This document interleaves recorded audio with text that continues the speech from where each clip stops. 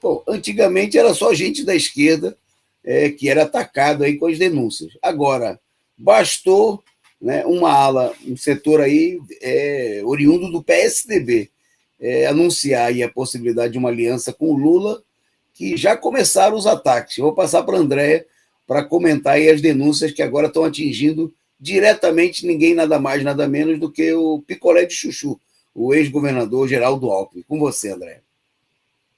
Ô, Toninho, você sabia que esse promotor, deixa eu pegar aqui direitinho o nome dele, porque, olha, vale a pena, né? É uma pérola. José Carlos Blatt. Você sabe quem ele é? Você lembra dele? Você lembra dele que ele fez a condução coercitiva de Lula para Congonhas, né, lá para o aeroporto, e ainda ele falou assim, olha, é muito triste, né, a gente ter um presidente que foi um torneiro mecânico, né? Marx e Hegel estão extremamente decepcionados. Pois é o próprio. É ele, entendeu? É o promotor de Hegel. Ele conseguiu definir aí. Ele conseguiu, olha... Pois é, Toninho, reapareceu. Reapareceu. Não sei se deu tempo dele ler Angels, mas reapareceu. Bom, o que nós temos é isso, Toninho. Na verdade, o que volta, né, é uma perseguição. E aí sim, né? Será que o picolé de chuchu vai aguentar o tranco? Porque até então, quando tinha alguma denúncia, não sei se você lembra, quando era do PSDB, não falava partido, não falava governo, não falava governador, sequer, quando falava, era um servidor do governo do estado de São Paulo, mas jamais citavam, né? Mas agora nós temos aí ele na Berlinda. Então, o promotor responsável pela delação contra Alckmin tem esse histórico de disputa com Lula e seus aliados, que é o promotor José Carlos Blatt. E é engraçado porque essa semana saiu na minha lembrança de Facebook a pérola que ele soltou, né, quando ele cita o Hegel. E tá ele aí, né, voltando, né? Então, na verdade, o promotor José Carlos Blatt, um dos responsáveis pela delação que acusa o ex-governador e possível vice na chapa de Lula, para a presidência, o picolé de chuchu, sobre um suposto pagamento de 3 milhões por meio de Caixa 2, que teria sido feito pela concessionária Ecofins. Ele tem um histórico de disputa contra o ex-presidente e seus aliados.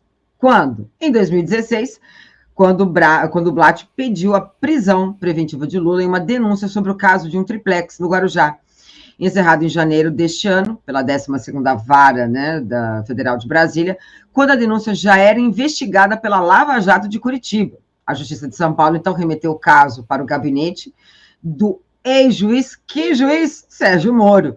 E a iniciativa do MP, do Ministério Público Estadual, foi criticada, inclusive, pela oposição do governo na época, né, do governo do PT na época.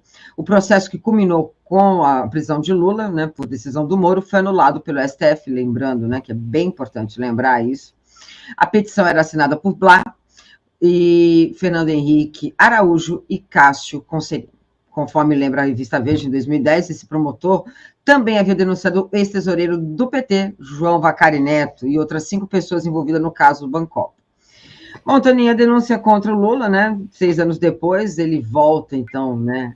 Aí, né? A mídia. E aí a gente pergunta, né, Toninho, sério mesmo que esse pessoal vai tentar usar os mesmos métodos da eleição de 2000? Aliás, né, da Lava Jato, da perseguição de Dilma, quer dizer, né? E ainda por cima o método é o mesmo, né? Delação premiada. Só não deu tempo dele citar o Hegel, mas... Agora, o que está acontecendo, né, André, dá uma ideia para a gente do chumbo grosso que vem por aí. Exatamente, né? Do que vem por aí. Eles vêm com um jogo pesado. Não vai ser nem de longe um passeio, né, como muita gente pensa, que, né, e está ficando cada vez mais claro, né, que a situação tende aí a um acirramento ainda maior da situação. Bom, antes de seguir aqui na pauta, queria agradecer ao superchat da Valtene Mato Júnior, que mandou a sua contribuição e uma mensagem para a gente aqui. Boa noite, companheiro e companheira. O que acham da traição do Rui Costa, o governador da Bahia, contra os trabalhadores ao tentar privatizar a Embasa? Bom, nós estamos totalmente contrário, né? Isso tem a ver com essa política, obviamente, é uma traição ao povo baiano, né? Que apoiou aí o Rui Costa como um elemento de esquerda, né, mas e tem sido um governador que tem apoiado aí muitas políticas contra os servidores, contra os serviços públicos, né? Levou adiante a política de reforma administrativa, inclusive com repressão policial, né, cercando a Assembleia Legislativa para impedir a manifestação dos professores.